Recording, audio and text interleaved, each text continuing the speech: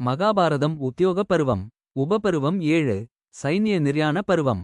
போருக்கான படைகள் திரட்டப்படுதலும் தளபதிகளின் நியமனமும். கிருஷ்ணரின் தூது தோல்வியடைந்தது. போர் உறுதி செய்யப்பட்டது. பாண்டவர்கள் மற்றும் கௌரவர்கள் தங்களது பெரும் படைகளை திரட்டினர். கௌரவப் படை 11 அட்சகினிகளைக் கொண்டிருந்தது.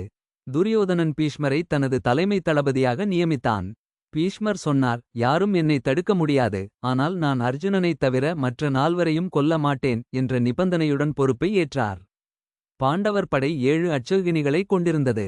தர்மபுத்திரர் கிருஷ்ணரின் ஆலோசனையின்படி துருபதனின் மகனான திருஷ்டத்யும்னனை தலைமை தளபதியாக நியமித்தார். இரு படைகளும் குருக்ஷேத்திர மைதானத்தை நோக்கி அணிவகுத்தன. ஆயுதங்களின் மினுக்கமும் யானைகளின் பிளிரலும் வீரர்களின் ஆரவாரமும் விண்ணைத் தொட்டது. உலகம் ஒரு மாபெரும் அழிவைச் சந்திக்கப் போகிறது என்பது உறுதியானது. அடுத்த உபபருவத்தில் உலக் தூதாகமன பருவம் மற்றும் துரியோதனனின் ஏளனமான செய்தி பற்றி விரிவாக காண்போம்.